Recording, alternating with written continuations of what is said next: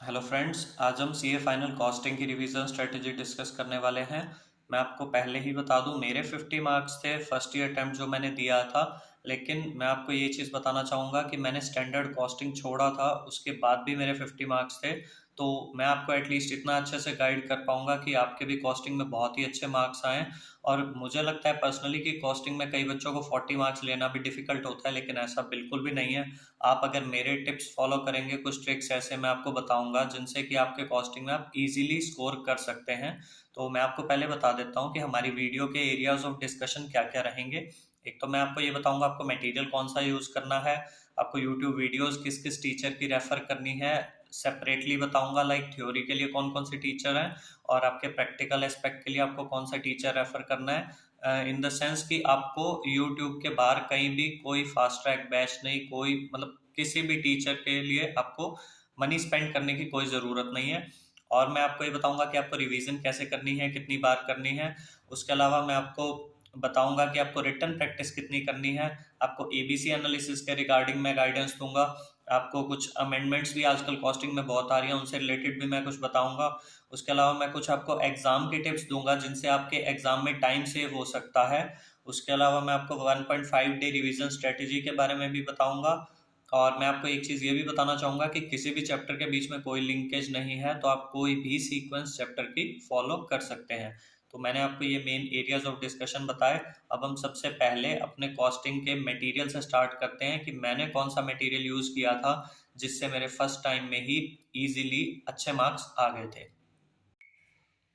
हाँ जी गाइस, तो कॉस्टिंग के मटेरियल में मैं आपको रेफर करूँगा आप सिर्फ और सिर्फ स्टडी मैट का ही यूज़ करें। आपको पढ़ना है, आप किसी भी टीचर के समरी चार्ट्स ले सकते हैं, कुछ भी आप समरीज रेफर कर सकते हैं फॉर योर थ्योरी पार्ट।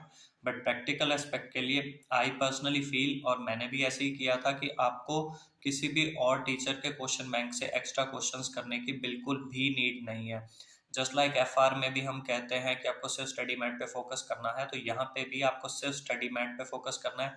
आप इवन पिछले पेपर उठा के देख लीजिए, और जो लास्ट अटेम्प्ट का आपका पेपर था उसमें आपका 70 to 75 मार्क्स आपका थ्योरी था। तो इससे आपको ये पता चल जाता है कि पेपर में प्रैक्टिकल अब उतने लेवल का नहीं आ रहा है या उतने ज़्यादा क्वेश्चंस नहीं आ रहे हैं। मतलब मेरे को भी इवन लास्ट जो मैंने अटेम्प्ट अभी दिया था, तो दो दो घंटे तो मैंने मिनिमम उसमें बैठ के पेपर में थ्योरी लिखी है। तो इसलिए आप फोकस थ्योरी पे अच्छे से करें। जहाँ तक आपके प्रैक्टिकल क्वेश्चंस की बात है, तो सिर्फ स्टडी मैट पे ही आपको स्टिक करना है। उसके अलावा चाहे अतुल अग्रवाल हो गया, चाहे संकल्प कांस्तिया सर हो गए, आपको किसी के भी, या आपका ओल्ड पीएम हो गया, कुछ आपको कहीं से कोई भी एक्स्ट्रा प्रैक्टिकल क्वेश्चंस नहीं करने हैं, बिकॉज मेरे हिसाब से वो बिल्कुल यूजलेस है। आप उनको जब लास्ट में 1.5 डे में अगर रिवाइज नहीं कर पा रहे हैं, तो फिर इतने क्वेश्चंस करने का कोई फायदा नहीं। और पेपर में मोर देन 70% अगर आपका थ्योरी आ रहा है, तो फिर आप प्रैक्टिकल एस्पेक्ट इतना ध्यान क्यों दे रहे हैं।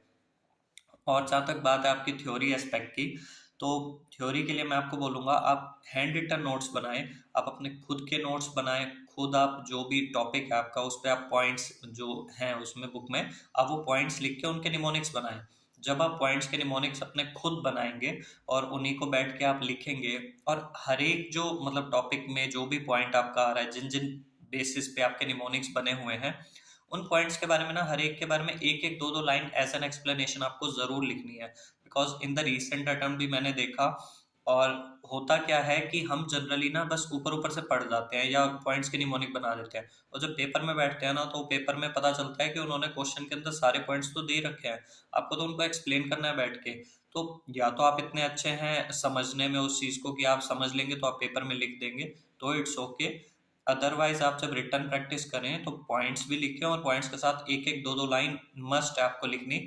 मैंने काफ़ी हद तक टॉपिक्स में लिखी थी, एक दो जगह मैं लैग कर गया था, तो मुझे वो पेपर में वो कॉन्फिडेंस नहीं आ रहा था उन एक दो चैप्टर से रिलेटेड जो मैंने क्वेश्चन अटेम्प्ट किए। वो इसलिए क्योंकि उस चीज़ का थोड़ा मीनिंग तो पता था, लेकिन एग्जैक्टली मैं उतने कॉन्फिडेंस से नहीं लिख पाया। तो आपको मेनली फोकस ही कॉस्टिंग में अब ज़्यादा से ज़्यादा थ्योरी पे करना है, तो इसलिए आप अपनी थ्योरी की लिख के प्रैक्टिस करें। सॉरी, एक चीज मैं आपको बताऊं, आपको जो स्टडी मैट से कॉस्टिंग करना है, उसमें आपको भी पता है कि जनरली क्या होता है, आपका टेस्ट और नॉलेज होता है, आपकी इलस्ट्रेशंस होती हैं, उसके अलावा आपके एग्जाम्पल्स भी दिए होते हैं। तो आपको एग्जाम्पल्स भी अच्छे से करने हैं। लास्ट अटेम्प्ट में जब मैंने अटेम्प्ट किया था, तो मेरे से एक 4 to 5 मार्क्स का क्वेश्चन इतने अच्छे से अटेम्प्ट नहीं हुआ था। उसका रीज़न यही था कि मैंने एग्ज़ाम्पल जो है वो नहीं पढ़ रखा था, वो स्टडी मैट का ही एग्ज़ाम्पल था। पेपर के बाद मेरे एक फ्रेंड ने मुझे बताया कि वो तो स्टडी मैट से आया हुआ था क्वेश्चन। तो इसलिए मैं आपको बता रहा हूँ, आप बहुत अच्छे से स्टडी मैट को पढ़ें, जो आप एग्जाम्पल्स पढ़ें, देखें उनको अच्छे से, प्रैक्टिस करें, टेस्ट योर नॉलेज करें, इलस्ट्रेशंस करें, that will be more than enough. Study mat के अलावा आप केस स्टडी डाइजेस्ट की प्रैक्टिस करें, मैं वो भी करके गया था। उसके बाद आपका केस स्टडी डाइजेस्ट के बाद आई थिंक आपका और तो कुछ नहीं है थ्योरी में, तो मेनली यहाँ एक एमटीपी आरटीपी है, वो मैं अभी आपको बताऊंगा, वो आपको करने ही करने हैं। तो आप स्टडी मैट पे फोकस रखें क्वेश्चंस के लिए भी और थ्योरी पार्ट के लिए भी। आप रिटर्न प्रैक्टिस करें, मैं आपको बार बार इसलिए बोल रहा हूँ बिकॉज कॉस्टिंग में आ रहा है 70 मार्क्स मिनिमम थ्योरी, तो आपको थ्योरी पे ज़्यादा प्रैक्टिस करनी है ना। आप प्रैक्टिकल क्वेश्चन के लिए इधर उधर मत भागे। आप केस स्टडी डाइजेस्ट की ज़रूर प्रैक्टिस करें, उससे बहुत कॉन्फिडेंस बढ़ता है। और आप खुद के वही नोट्स बना के और निमोनिक्स बनाएं, उसकी एक्सप्लेनेशन लिखें। ये तो हो गया आपका सारा थ्योरी वाला पार्ट और आपको मटेरियल कौन सा यूज़ करना है, राइट। अब मैं इसके बाद आपको बताता हूँ आपको यूट्यूब वीडियोस कौन सी रेफर करनी है।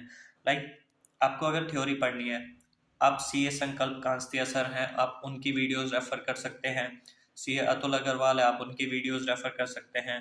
और एक सीए मोनीश कानबार है, उनकी मैंने एक वो आई थिंक रिवीजन वीडियो तो आप रेफर करेंगे ही, उनकी मैंने उनकी समरी बुक आती है एक, वो मंगवाई थी मैंने। तो वो समरी बुक मुझे तो अच्छी लगी थी। वैसे आपको रेफर करनी हो आप कर सकते हैं, बट अल्टीमेटली मैं यही कहूँगा कि जो भी थ्योरी है आपकी, आप उसे लिख के ज़रूर करें, चाहे शॉर्ट में लिखें पर ज़रूर लिखें। पेपर में वो कॉन्फिडेंस आएगा और तभी आपके इजीली स्कोर हो सकते हैं मार्क्स, एटलीस्ट 50 तो आपके फिर इजीली आएंगे। और उसके बाद आपका आ गया लाइक ये मैंने आपको वीडियोस बता दी थ्योरी के लिए, राइट। अब आपका आ गया प्रैक्टिकल एस्पेक्ट। प्रैक्टिकल एस्पेक्ट में आपको एक सीए निकिता वैद्य हैं, आपको उनकी वीडियोस रेफर करनी है। आप जब सीए निकिता वैद्य मैम के चैनल पे जाएंगे तो उन्होंने हर चैप्टर से रिलेटेड प्लेलिस्ट बना रखी है और हर चैप्टर में हर कंसेप्ट और हर क्वेश्चन की अलग अलग वीडियो बना रखी है। लाइक 5-5 मिनट 7-7 मिनट इस तरह से वीडियो है। क्वेश्चन में जितना टाइम लग रहा है लग रहा है, बस आपको थोड़ा सा उसमें मेहनत ये करनी पड़ेगी कि आपको सिर्फ स्टडी मैट के क्वेश्चंस उनमें से ढूंढने हैं, वही आपको करने हैं। चाहे आप वो स्टडी मैट वाली वीडियोस जो है वो डाउनलोड कर लेना, मतलब मैम ने इलस्ट्रेशंस भी करवाई हैं, टेस्ट और नॉलेज भी करवाया है, और उन्होंने कुछ एक्स्ट्रा क्वेश्चंस भी करवा रखे हैं जैसे बाकी टीचर्स भी करवाते हैं। तो आपको वो एक्स्ट्रा प्रैक्टिकल क्वेश्चंस करने की ज़रूरत नहीं है। तो आपको उस वीडियो में से वो चीज़ें आपको अपनी बाइफरकेट करनी पड़ेंगी कि कौन कौन से आपके स्टडी मैट वाले क्वेश्चंस हैं वो आप कीजिए, बाकी क्वेश्चंस आप मत कीजिए। मैंने भी ऐसे ही किया था और मैंने एक अलग से फोल्डर बना लिया था और जितने भी स्टडी मैट की वीडियोस थी वो डाउनलोड कर ली थी और मैं उन्हीं को ही बार बार देखता रहता था, सुनता रहता था और थोड़ी बहुत रिटर्न प्रैक्टिस करता रहता था। तो ये हो गया आपका वीडियो से रिलेटेड और मटेरियल से रिलेटेड। हाँ जी फ्रेंड्स, तो एक चीज़ मैं आपको बता दूं, मैंने पर्सनली नोटिस करी कि कभी कभी हम क्या करते हैं ना, थ्योरी से रिलेटेड ना थोड़े नेग्लिजेंट हो जाते हैं। जैसे हमारे प्रैक्टिकल क्वेश्चंस हैं, उसमें नीचे थ्योरी वाला पार्ट होता है, तो हम वो अच्छे से पढ़ के नहीं जाते हैं। मतलब हमें, मुझे पर्सनली लगता है हमें वो चीज़ ना लाइन टू लाइन पढ़नी चाहिए थ्योरी की, आईसीआई किस तरह से लिख रहा है, बिकॉज वही वे होता है जिस वे में वो हमसे एग्जाम में भी डिमांड करता है कि हम थ्योरी इस तरह से लिखें। तो मुझे लगता है कि आपको थ्योरी पे बहुत अच्छे से फोकस करना चाहिए। और उसके बाद मैं आपको एक टिप और बता देता हूँ। एक ईवीए जैसे टॉपिक है आपका, उस पे एक प्रैक्टिकल क्वेश्चन आ जाता है छोटा। एक ओईई ऐसे एक टॉपिक है, उस पे प्रैक्टिकल क्वेश्चन आ जाता है। तो इस तरह से मतलब कुछ छोटे टॉपिक्स पे ना मोस्ट प्रोबेबली हर अटेम्प्ट में प्रैक्टिकल क्वेश्चन आ जाता है और हम ना उससे थोड़े से नेग्लिजेंट ऐसे रह जाते हैं कि हम उसे ऊपर ऊपर से उसका फॉर्मूला देख लिया या ऊपर ऊपर से उसे रीड कर लिया कि हम वो पढ़ लेंगे, और पेपर में ना हम उसी में ही सिली मिस्टेक्स कर देते हैं। तो मुझे लगता है कि चाहे इजी टॉपिक्स हैं लेकिन आपको इनके क्वेश्चंस की भी रिटर्न प्रैक्टिस करनी चाहिए। मैंने खुद ये चीज़ नोटिस करी थी, तो इसलिए मैं इनकी रिटर्न प्रैक्टिस करके गया था। तो मेरे जो साथ में फ्रेंड्स हैं उन्होंने मेरे को ये चीज़ गाइड करी थी, तो इसलिए मैं आपको एडवांस में ही बता रहा हूँ कि आप इन चीज़ों का बहुत ध्यान रखें। उसके बाद मैं आपको एक चीज़ बताऊँ, थ्योरी से रिलेटेड मैंने वीडियोस को, किसी भी टीचर की वीडियोस हैं और उनको मैंने ऑडियो में MP3 में कन्वर्ट कर लिया था। तो आप जब भी कोई ब्रेक लेते हैं या डिनर के बाद आप वॉक करते हैं कभी भी, तो आप उन ऑडियोज को सुन सकते हैं, आपके लिए वो बहुत बेनिफिशियल रहेगा। बार बार आप जब सुनते रहते हैं तो आपको चीज़ें रिकॉल होने लग जाती हैं, माइंड में सेट हो जाती हैं। ठीक है। एक चीज़ आपके आगे कि आपको रिवीजन कैसे करनी है, कितनी बार करनी है। आई थिंक प्रैक्टिकल क्वेश्चंस भी जब आप फर्स्ट टाइम करते हैं तो आप एक एक दो दो क्वेश्चंस तो एटलीस्ट लिख के करें कि आपको थोड़ा फॉर्मेट पता रहे, थोड़ा सा कॉन्फिडेंस आए। और उसके बाद आपको थ्योरी तो लिख के करनी ही है। तो रिवीजन में मेनली ये है कि मुझे लगता है आपको एटलीस्ट 3 रिवीजन तो देनी चाहिए, और थ्योरी तो आप एंड तक लाइक सुनते ही रहते हैं, आप उसकी ऑडियो सुन लेंगे तो वो आपकी रिवीजन बार बार होती रहती है। लेकिन प्रैक्टिकल एस्पेक्ट को आई थिंक आपको 3 टाइम्स तो एटलीस्ट करना चाहिए, कि फर्स्ट टाइम आपने किया, सेकेंड टाइम आपको वो चीज़ें थोड़ा दिमाग में अच्छे से बैठ जाती हैं, जब आप थर्ड टाइम करते हैं तो मुझे लगता है वो चीज़ें टिप्स पे हो जाती हैं। तो एटलीस्ट 3 रिवीजन आप दें। जहाँ तक बात है आपका नेक्स्ट टॉपिक मैं आपको बताऊं, आपका एमटीपी सॉरी आपका एमटीपी हो गया, आरटीपी हो गया, और आपका पास पेपर हो गया। तो एमटीपी आपको ज़रूर करनी है, उससे आपकी प्रैक्टिस होती है। एमटीपी में फिर भी थोड़ा सा इजी लेवल होता है, लाइक क्वेश्चंस आपके एग्जैक्टली स्टडी मैट से भी मिल जाते हैं कुछ कुछ। कोई नया क्वेश्चन हो वो आपको ज़रूर देखना है, इसलिए एमटीपी आपको देखनी ज़रूर है। एटलीस्ट 3 से 4 एमटीपी आप गो थ्रू कीजिए। आरटीपी जो है वो आपको ऑलमोस्ट सारी ही करनी है, बिकॉज आरटीपी में क्या होता है, अभी रिसेंटली तो मैंने देखा था कि स्टडी मैट में उन्होंने काफ़ी आरटीपी के क्वेश्चंस इनकॉर्पोरेट कर दिए हैं। बट जैसे जो भी नई आरटीपी आती है, जितने भी आरटीपीज में एक्स्ट्रा क्वेश्चंस हैं जो अभी तक नहीं पूछे गए हैं, तो वो आपको पता होने चाहिए। कई बार सेम टू सेम क्वेश्चन भी आ जाता है, और आरटीपी का एक अच्छा लेवल होता है, तो पेपर का ऑलमोस्ट वही लेवल आता है, तो इसलिए वो प्रैक्टिस करने के लिए बेस्ट है। उसके बाद आ जाते हैं आपके पास्ट पेपर। पास्ट पेपर करना आपके लिए सबसे ज़्यादा ज़रूरी होता है, क्योंकि क्या होता है ना, आप जब पास्ट पेपर करते हैं तो उससे आपको ये आइडिया लगता है कि पेपर में किस लेवल के क्वेश्चंस आ रहे हैं। लाइक आपने अभी लास्ट वाला पेपर किया तो आपको उससे पता चलता है कि अच्छा इस लेवल के क्वेश्चंस आए थे, क्या मैं इस पेपर को अटेम्प्ट कर पा रहा हूँ। एंड मोस्ट प्रोबेबली आपको ये भी देखना होता है कि जो लास्ट अटेम्प्ट का पेपर है, इस बार कहीं ना कहीं 10% लेवल ऊपर ही आएगा पेपर का, तो आपको उसके लिए भी रेडी रहना है। इसलिए आपको 3 से 4 पास पेपर की प्रैक्टिस एटलीस्ट करनी है। और मैं आपको इन चीज़ों में ये बता दूं, एमटीपी आरटीपी हो गए, पास पेपर हो गए, आपको लगेगा कि खुद लिख लिख के करने हैं या कैसे करने हैं, तो नहीं। आप इसमें टाइम सेव करो, आप यूट्यूब पे जाओ, किसी भी टीचर की वीडियो सर्च करो, उन्होंने आपको ये सब करवा रखा होगा, तो आप वहीं से इनको चाहे सुन के ही कंप्लीट कर लो। लेकिन इतना होना चाहिए कि अगर सेम क्वेश्चन आ गया ना तो आपकी प्रैक्टिस हो, और आप पास पेपर देखेंगे, आप आरटी भी देखेंगे, तो आपको एक कॉन्फिडेंस आ जाएगा कि अच्छा इस लेवल के पेपर में क्वेश्चन आते हैं तो मेरी ऐसी प्रैक्टिस होनी चाहिए। उसके बाद मैं आपको बता दूं, चैप्टर्स में मेनली आपके कोई थ्योरी चैप्टर है, कोई प्रैक्टिकल चैप्टर है, काफ़ी चैप्टर्स आपके थ्योरी प्रैक्टिकल मिक्स हैं। एक मैं चीज़ आपको बता देता हूँ चैप्टर्स के बारे में। मैं स्टैंडर्ड कॉस्टिंग छोड़ के गया था और मुझे ज़रा भी रिग्रेट नहीं था। मेरे साथ में जो फ्रेंड्स थे उन्होंने मेरे को काफ़ी इनिशिएट किया कि मुझे कर लेना चाहिए, मैं बहुत डाउटफुल रहा। बट अल्टीमेटली क्या है कि एक चीज़ होती है कि आपको 100% सिलेबस नहीं करके जाना होता, सबसे पहली चीज़। अब जितना करो उतना अच्छे से करो। चाहे स्टैंडर्ड कॉस्टिंग से 10 नंबर का क्वेश्चन पेपर में आ रहा है तो हम 120 में छोड़ देंगे ना।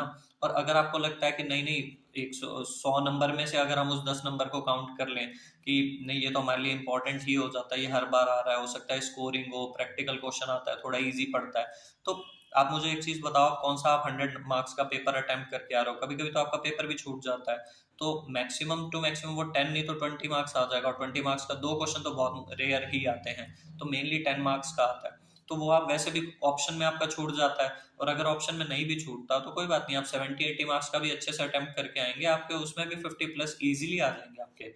तो मुझे नहीं लगता आपको सारा सिलेबस करने की जरूरत है। और स्टैंडर्ड कॉस्टिंग मुझे समझ में ही बहुत कम आता था, ना आईपीसीसी में समझ आया, और अब तो फिर मैंने किया ही नहीं। इसलिए मैंने एक दो बार ट्राई करा था, बट स्टिल मुझे लगता है कोई रेलिवेंस नहीं है। आप कम चैप्टर्स करें, आप उनको अच्छे से करें। एक चीज मैं आपको बताऊं, आपको रिटर्न प्रैक्टिस के लिए आप कुछ कुछ क्वेश्चंस की प्रैक्टिस तो जरूर करें, कुछ सम्स की, कि आपको थोड़ा फॉर्मेट, थोड़ा सा फॉर्मूला आपको अच्छे से पता चलेगा। लेकिन हाँ, आप एक दो पेपर की भी प्रैक्टिस कर लें रिटर्न, तो वो आपके लिए ज़्यादा अच्छा रहेगा। और रिटर्न प्रैक्टिस से मैंने आपको पहले ही बताया, आपको थ्योरी तो सारी लिख के ही करनी है, तभी आपको बहुत अच्छे से याद रहेगी। और पेपर में इतनी ज़्यादा जब थ्योरी आ रही है तो आई थिंक इतना तो करना बनता है थ्योरी के लिए। उसके बाद मैं आपको बताऊं, आपको एबीसी एनालिसिस आपको फॉलो करना है। आप अतुल अग्रवाल का फॉलो कीजिए, एबीसी एनालिसिस, कोई इश्यू नहीं है उसमें। और आपका अमेंडमेंट्स आजकल काफ़ी आ रही है थ्योरी में ना। आप देखेंगे कोई कोई टॉपिक में चेंज है, कुछ टॉपिक्स ऐड हो जाते हैं, तो आपको उन अमेंडमेंट्स पे भी अच्छे से वर्क करना है, बिकॉज जो भी नया टॉपिक ऐड हो रहा है, जिस टॉपिक में चेंजेस आ रहे हैं, तो वो चीज़ वो पेपर में फटाफट पूछ लेते हैं, तो आपको अमेंडमेंट्स अच्छे से करनी है। वैसे कोई भी सब्जेक्ट हो आपको अमेंडमेंट्स करनी होती है। उसके बाद मैं आपको ना दो एग्जाम से रिलेटेड बहुत बढ़िया टिप्स बता देता हूँ, जिससे आपका टाइम सेव होगा। पहली चीज़, आपकी पेपर में हैंडराइटिंग बिल्कुल भी मैटर नहीं करती है। आप किसी भी वे में, मतलब कितनी भी आप स्पीड से लिख के आए, आपकी हैंडराइटिंग कैसी भी हो, सब चल जाता है। आपका मेन फोकस होना चाहिए कि आपका पेपर ज्यादा से ज्यादा अटेम्प्ट हो। तो आपको हैंडराइटिंग पे कोई फोकस नहीं करना है। फर्स्ट पेज फर्स्ट लाइन से आप स्पीड से लिखना स्टार्ट करें, कोई इशू नहीं है। और उसके बाद दूसरा जो पॉइंट आता है वो ये है कि आपको क्वेश्चंस की सीक्वेंस कोई मैटर नहीं करती। मान लो आपको क्वेश्चन नंबर 2 का ए पार्ट आता है, आप सबसे पहले वो कर दो। क्वेश्चन 3 का बी पार्ट आ रहा है, आप सबसे पहले आप उसके बाद वो कर दो। आपको लगता नहीं फिर मेरे को क्वेश्चन 4 का भी एक ही पार्ट आता है, फॉर एग्जांपल सी पार्ट, तो आप वो कर दो। आपको जितना पेपर आता है ना, पहले जो जो क्वेश्चन समझ में आ रहा है आप सबसे पहले उन्हें कर दो। ऐसा क्या होगा कि आपको 2 बजे पेपर मिला है, 3 बजे तक ना, फॉर एग्जाम्पल मतलब 1 सवा घंटे में आप अराउंड 40 मार्क्स तो ऐसा होता ही है पेपर कि आप अटेम्प्ट कर लेते हो अच्छे से, जो आपको बहुत ही अच्छे से आता होता है।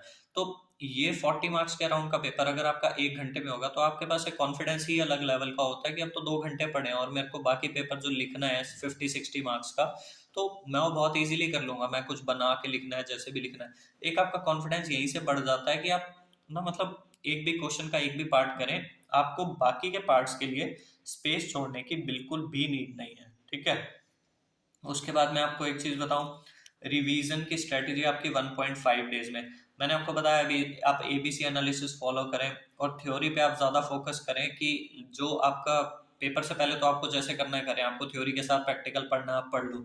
लेकिन जो पेपर का दिन होता है उस दिन आप कोशिश करें कि आप ज्यादातर थ्योरी ही पढ़ के जाएं, और थ्योरी आपकी 2 बार रिवाइज हो जाए तो बहुत ही बेस्ट है। लाइक 1.5 डेज में एक बार पहले रिवाइज कर ली, एक बार पेपर वाले दिन आप लास्ट में 2 आवर्स एक बार फिर से अपने थ्योरी अपने निमोनिक सब आप रिवाइज करके जाएं, वो आपके लिए बेस्ट रहेगा।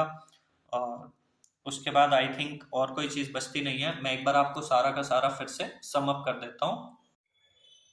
तो गाइस, सारा सम अप करने से पहले मैं आपको एक चीज बता दूं, बिलीव मी, कॉस्टिंग में 40 मार्क्स लाना बिल्कुल भी डिफिकल्ट नहीं है। हालांकि ऑडिट में थोड़ा सा रहता है, लेकिन कॉस्टिंग में तो पास होना बिल्कुल भी डिफिकल्ट नहीं है। अगर आप ये सारी टिप्स और ट्रिक्स फॉलो करेंगे, आई कैन गारंटी यू आप एक ही बारी में बहुत अच्छे मार्क्स ले आएंगे।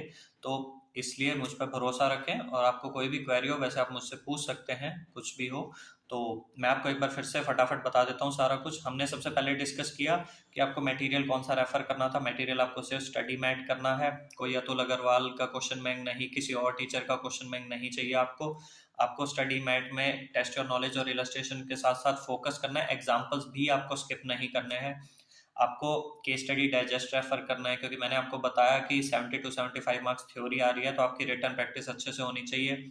आपको अपने थ्योरी के हैंड रिटन नोट्स बनाने हैं सेल्फ, जिसमें आपको निमोनिक्स यूज करने हैं और एक एक दो दो लाइन की आपको एक्सप्लेनेशन करनी है। आपको जो क्वेश्चंस जो बुक में है, प्रैक्टिकल क्वेश्चंस है, उनका जो थ्योरी वाला पार्ट है उसे अच्छे से पढ़ना है, एक एक लाइन टू लाइन, और अच्छे से एनालाइज करना है कि आईसीआई किस वे में क्वेश्चंस को प्रेजेंट करता है। उसके बाद आपको मैंने बताया था कुछ टॉपिक्स हैं आपके जैसे छोटे, जिनसे प्रैक्टिकल क्वेश्चंस आते हैं, फॉर एग्जाम्पल आपका ईवीए या ओईई, और भी कुछ इस तरह के टॉपिक्स है जिनसे 4 to 5 मार्क्स के क्वेश्चंस बनते हैं। तो इनको आप रिटर्न प्रैक्टिस जरूर करें, नहीं तो पेपर में कभी कभी इन्हीं इजी इजी क्वेश्चन से आपके मार्क्स डिडक्ट हो जाते हैं। तो इसलिए मुझे लगता है आपको ये करना चाहिए। उसके बाद मैं आपको बताता हूँ, ये तो हो गया सारा आपका मटेरियल वाला पार्ट, जिसमें मैं आपको एक चीज़ और बता दूँ चैप्टर से रिलेटेड। आप स्टैंडर्ड कॉस्टिंग दिल खोल के आप उसे स्किप करें, कोई इशू नहीं है, कोई बिल्कुल भी आपको दिक्कत नहीं आएगी। बहुत पेपर में 90 मार्क्स उसके अलावा होते हैं, और वैसे आप देखा जाए तो 120 में से 110 मार्क्स आपके पास फिर भी रहेंगे आपको 100 मार्क्स का पेपर अटेम्प्ट करने के लिए। तो बिल्कुल आप टेंशन फ्री रहें, और आपको स्टैंडर्ड कॉस्टिंग छोड़ना आप छोड़ दीजिए। ठीक है। अब मैं आपको वीडियोस फिर से बता देता हूँ, वीडियोस कौन कौन से टीचर की दी। वीडियोस आपको थ्योरी के लिए सी अतुल अग्रवाल आप रेफर कर सकते हैं, सी ए संकल्प कांस्तिया, सी ए मोनीश कांगबार। और आप प्रैक्टिकल क्वेश्चंस के लिए आप सी ए निकिता वैद्य मैम हैं, आप उन्हीं से देख लीजिए अपने प्रैक्टिकल क्वेश्चंस। उसके बाद मैं आपको बता दूं, जो मैंने आपको कुछ टिप्स और ट्रिक्स बताई थी, लाइक वीडियोस को आप MP3 में कन्वर्ट करें ऑडियो की तरह, फिर उसे आप सुनते रहें कभी भी। उसके बाद आपको रिवीजन करनी है, एटलीस्ट 3 रिवीजन आप रखें। MTP RTP पास पेपर बिल्कुल भी स्किप नहीं करने हैं आपको। रिटर्न प्रैक्टिस के लिए आप एक दो पेपर जरूर करें। ABC एनालिसिस आप अतुल अग्रवाल का फॉलो कर सकते हैं। अमेंडमेंट्स आपको सारी देख के जानी है, जो भी जिस चैप्टर में अमेंडमेंट आई है, चाहे क्वेश्चंस नए ऐड हुए हैं, चाहे कुछ भी थ्योरी में टॉपिक ऐड हुआ है या चेंज हुआ है। उसके बाद आपको मैंने एग्जाम की 2 सबसे बढ़िया टिप्स बताई थी कि आप उसमें टाइम सेव कैसे कर सकते हैं। कोई क्वेश्चंस की सीक्वेंस मैटर नहीं करती, जितना आता है आपको 30 नंबर 40 नंबर फटाफट पहले उसे कर दें 1 घंटे में, 1.5 घंटे में, जैसे भी आपका हो रहा है, ताकि आपको एक कॉन्फिडेंस बूस्टअप हो जाए। और आपकी हैंडराइटिंग बिल्कुल भी मैटर नहीं करती, फर्स्ट क्वेश्चन फर्स्ट लाइन से स्पीड से लिखना स्टार्ट करें, ठीक है। एक आपकी चीज होगी 1.5 डे स्ट्रेटजी में, मैंने आपको ये बताया कि थ्योरी को आप एटलीस्ट 2 रिवीजन हो सके तो जरूर दें। पेपर में जाने से पहले भी आप 2 घंटा आप थ्योरी पढ़ के जाएं, ताकि आपको निमोनिक्स अच्छे से याद रहेंगे। और उसके अलावा मैं आपको बता दूं, कोई भी चैप्टर की किसी से कोई लिंकेज नहीं है, आप किसी भी सीक्वेंस में चैप्टर्स को फॉलो कर सकते हैं। ये सारी चीज़ें आपको कॉस्टिंग में बहुत अच्छे मार्क्स स्कोर करने में हेल्प करेगा। बाकी अगर आपको वीडियो अच्छी लगी हो तो आप इसे लाइक करें और अपने फ्रेंड्स को शेयर भी कर सकते हैं, और मेरे चैनल को प्लीज़ सब्सक्राइब भी करें। और आपको कुछ भी हेल्प चाहिए हो आप नीचे कमेंट बॉक्स में कमेंट कर सकते हैं, मैं जल्दी से जल्दी आपको रिप्लाई करूंगा। Thank you.